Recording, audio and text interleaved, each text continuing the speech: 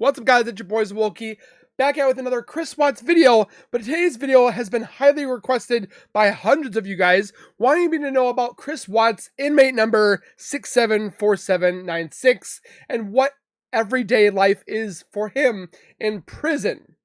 I'm definitely very intrigued because this man deserves to have nothing but four walls that are brick and a steel bed frame to lie down on. But with that being said, grab a chair, grab some popcorn. Make sure you guys also subscribe to the YouTube channel by hitting that white bar icon down at the bottom right. Hit the bell icon next to it so when I do post videos like this one, you guys will get that little ring notification as Wookie myself has posted that video. Then you guys can watch, comment, like, and share. And again, thank you guys so very much for the continued love and support you guys have been showing on this channel. We are still booming by the numbers. Keep doing what you guys are doing, and we'll get to that 50,000 subscriber goal so I can give one of you guys a Meta Quest 3 virtual reality headset for free. And then we get to 100,000, I'm going to give away 2 more. So what are you waiting for? Subscribe, comment, like, and share. It's easy, it's free to do. And with that being said, let's get into the video. We are watching from a YouTube channel called Real Killers.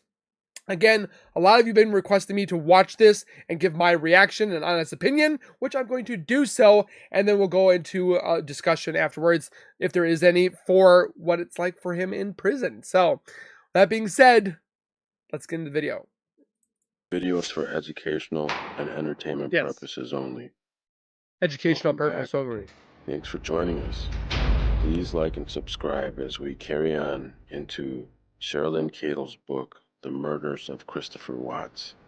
The question marks will always be there, unless someone comes clean, tells the truth, confesses, or explains. She should be in the same We make mistakes. place. Lord knows I've made mine. I'm able to give you, my viewers, my friends, a little insight about the very prison that inmate number 674796, also known as Christopher Lee Watts in the free world, because of my mistakes. I'll never glorify prison. It's not fun. It isn't anything at all to be proud of. It sucked, and I ain't going back.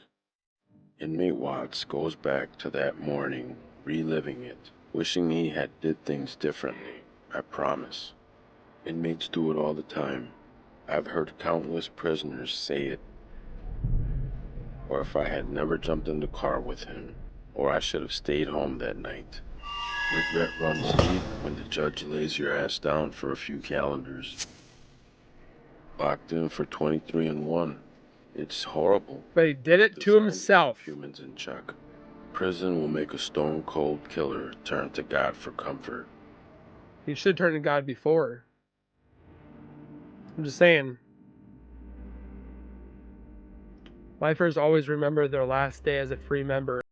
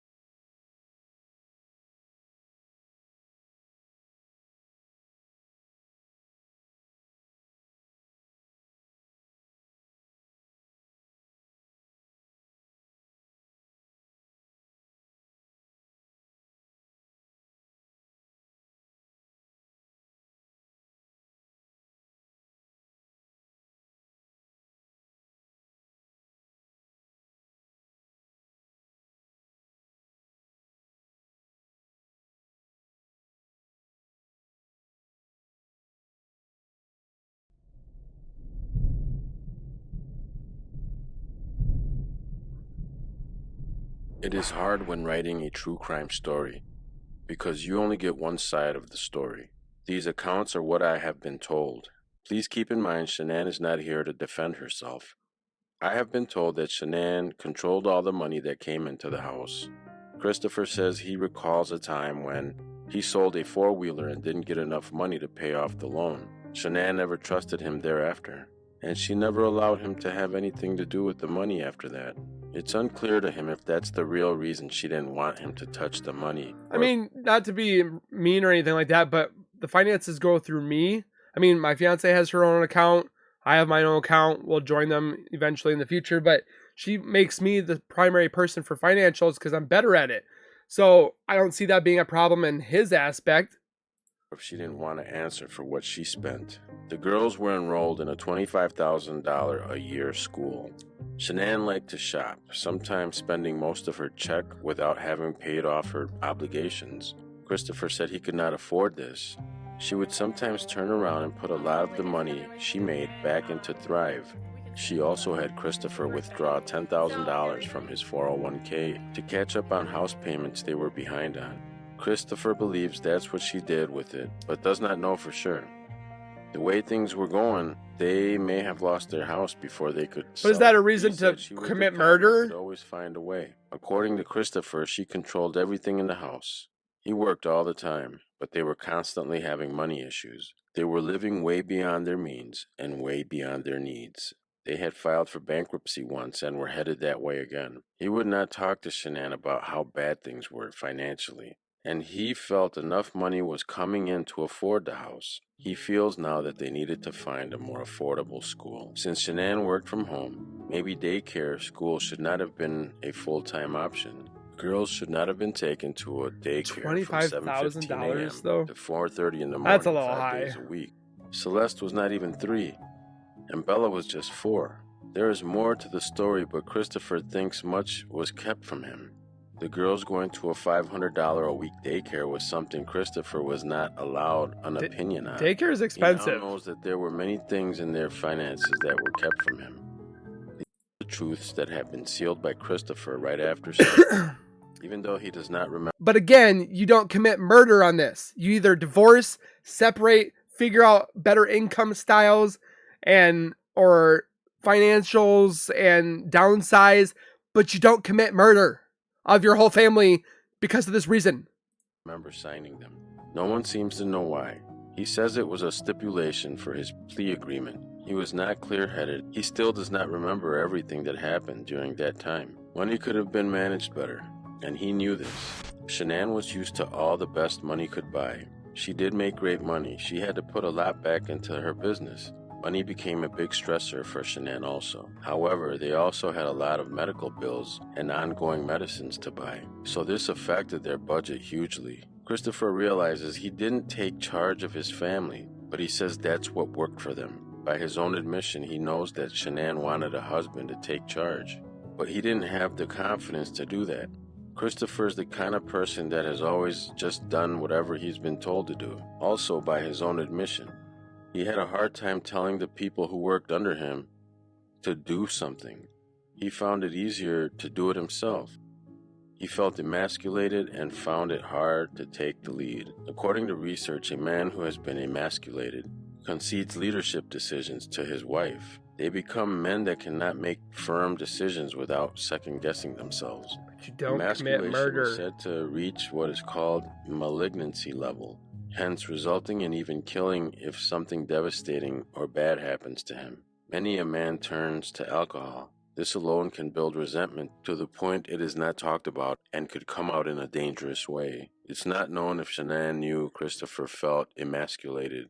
Yet if he was such a quiet personality, how would Shanann know he was a simmering pot? Obviously he was afraid of her, if in fact he was, and that's why even up till the end, he did not tell her about Nikki. Under normal circumstances, a man would tell his wife it is over. It has happened millions of times. Maybe he thought over it. Shanann's reaction after the initial shock may not have been so bad, and he is divorcing and moving on. But even if it was, why couldn't he handle it? He never learned coping skills or how to be assertive. When asked about why he never spoke up, he said he didn't realize at the time it was so bad.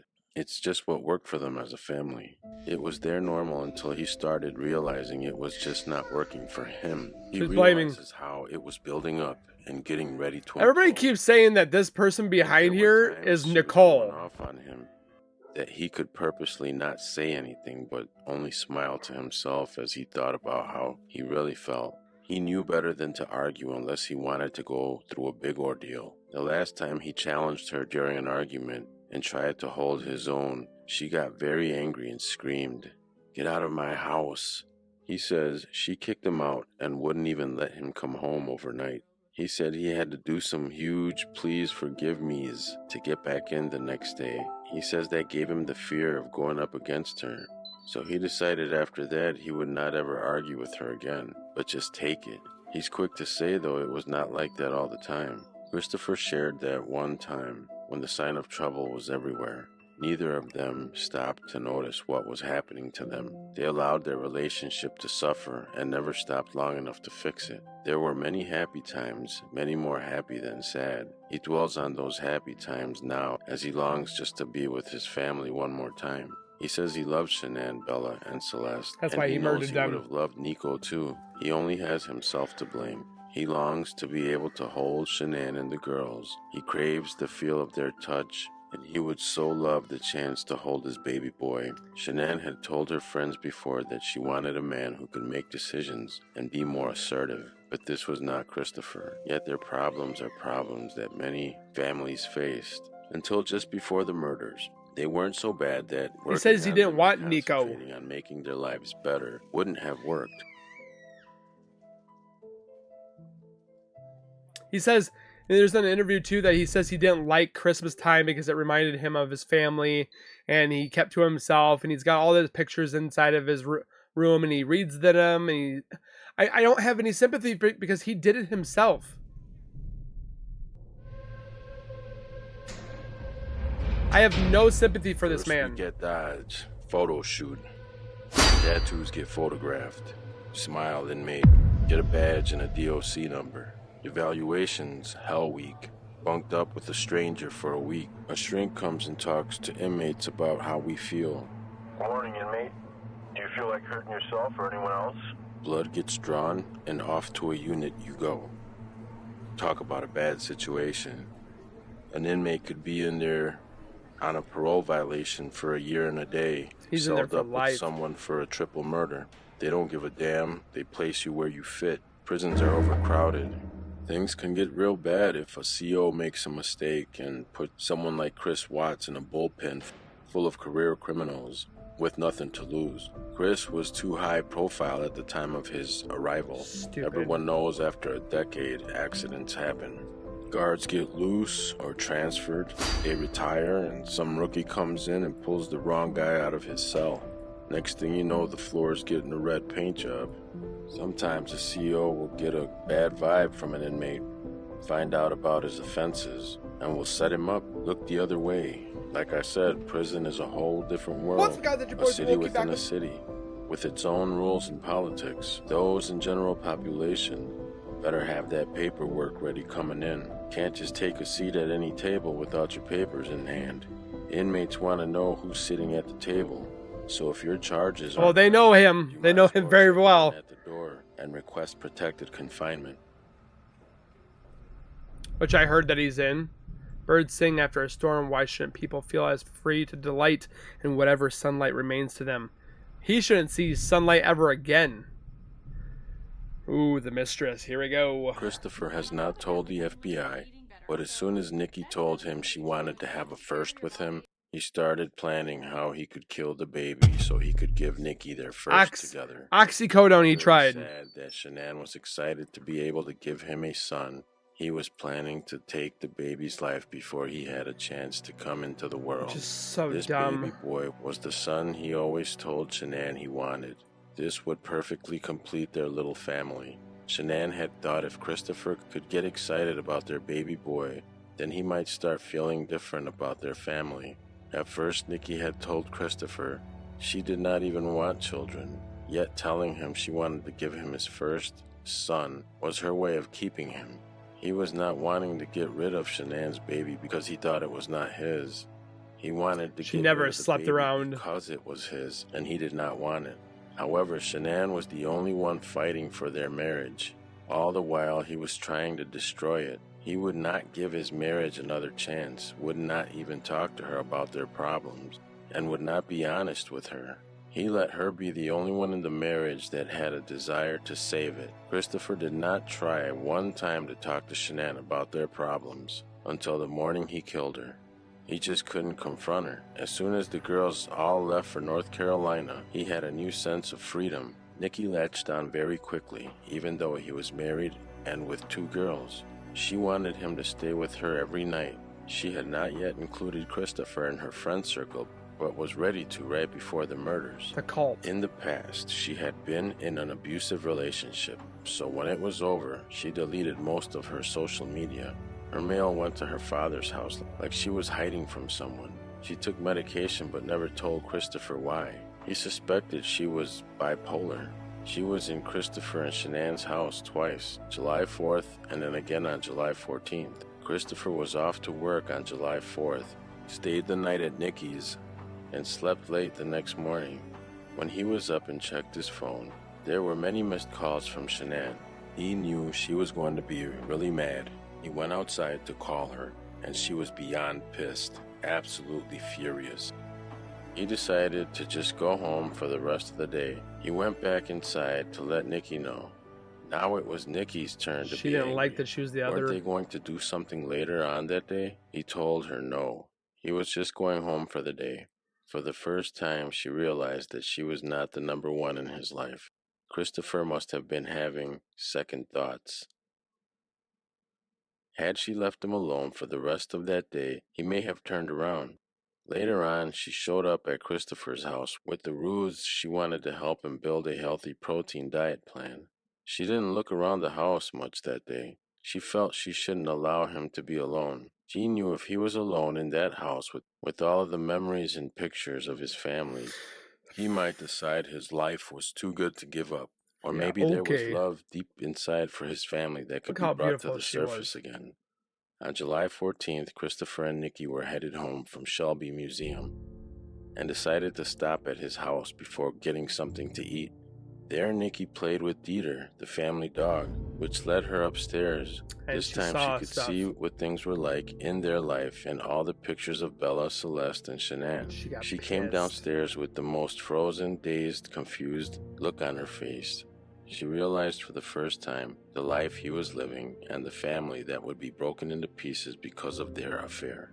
He saw the look of despair. That's not why with she his did arms it. around her, leading her to the couch. As they lay on the couch, she said to him, "You have all this, more than most people, and we are doing this? Why are we doing this? Are you willing to give all this up?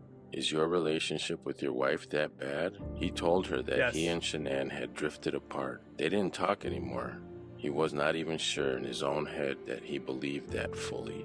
Yet he could see the deficit in their relationship. He then told her that before he started seeing her, he and Shanann had actually decided to have a baby. More signs that he was having second thoughts. She freaked out and started yelling, "What the f*** are you doing with me then?" He saw something in her that he had not seen before that made him take notice. Your relationship couldn't be that bad if you and Shanann were trying to conceive. Even though he tried to get her to stay. Because people think that talk to him, babies will fix a she marriage. left the house, went out to her truck, and sat there for 30 minutes texting him. Whatever he said to her as he was texting back to her had worked. In his words, he talked her off the cliff, and she wanted him to make her feel better, to come after her. But he didn't. As he thought about it, he realized this is one of the things that turned him on about her. She allowed him to calm her down by telling her he did not want another baby with Shanann. He withheld the information that Shanann was already pregnant. He told her the plans to have another baby were before he had met Nikki. It had been a way to possibly save their marriage, but it wasn't working.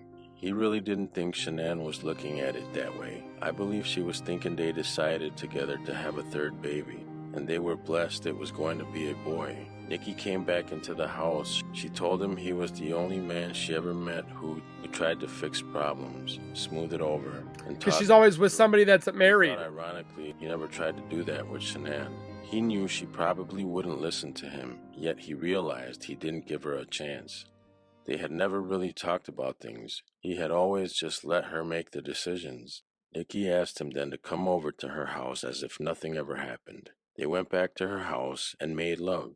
She tried for it to be hot, passionate love and did some of the things that would normally turn him on, but this time their lovemaking felt different. He felt the guilt rush back to him, and he really didn't want to be there. When they made love, Nikki even felt it was different. They normally would have 3 or 4 times a day. After that happened, she said sex was down to 1 or 2 times daily.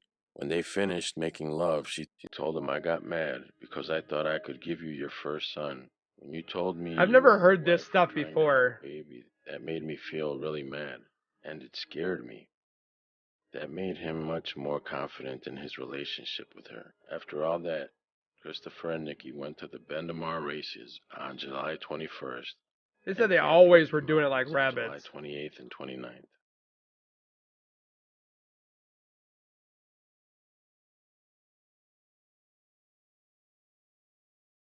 And yet he took them away because he thought with the wrong head. So again, I don't have any sympathy for Chris. There's people out there that, again, like we read those inmate notes, or not the inmate notes, but the fan letters, the love letters that he was getting. There's people out there that think he's innocent, that think he's gonna get out. His parents. I'm not trying to get into that because I mean I don't want to be disrespectful, but you've seen the videos. They think that he's gonna get out, and this man committed quadruple murder because he wanted to start a fresh life with Nichol Kessinger. He could have done divorce. He could have done separation. He could have been a man and paid child support. I mean, if you're not happy in your marriage, I mean, you definitely want to fight for your marriage. Don't get me wrong.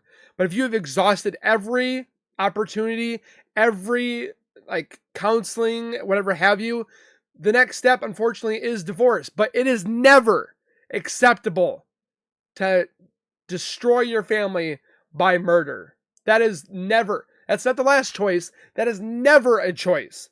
And he did this, and then people are like, "Oh my gosh, I'm so sorry that you went through this." I can understand that he was probably depressed. He probably had his issues. Obviously, he could have talked to Shanann. He could have been boisterous. But again, there's no excuse for murder. There's no reason that he committed murder for his girls. There's no reason for committing the murder on his unborn son. Shanann, okay, she was a little bit more higher up on the totem pole than you. Stop getting your panties in a bundle and talk to your wife. But again, like I said before, there is no reason for murder. And that's why I have no sympathy, no empathy, no whatever, so forth for Chris. The man deserves to be in a locked, closed room and never to see the light of day. I don't know if I'm being harsh or hoarse or not harsh, wrong by saying that, but the man took everything away from a lot of people. So that being said, I mean I've taken a look to see what this man has in his cell. He doesn't have much, but he's got pictures on the wall of his kids and his wife, and that part I don't get. He shouldn't have those. Maybe of his family, like his mom and dad, maybe his sister, but nothing with the people that he took the lives from. He acts like, I understand that he's found God, which is great. Finding God is perfect, but you should have found God beforehand and probably talked to the man upstairs before you thought, hey, maybe I should take my kids and my family out because I want to start a new life with this woman. I'm just saying. So that being said, comment your guys' thoughts down below. Let me know if you think he should be released. Do you think he should be have a lesser sentence? Do you think he should rot in jail forever? Let me know, because there's some people out there that think he should be out, which is ridiculous. Comment those down below. Hit the like button for more of these kind of videos and content that you enjoy. And then don't forget to subscribe, and we will see you guys in the next video. So keep it real, keep it safe, and as always, keep nerding on, and we will see you guys next time. Peace.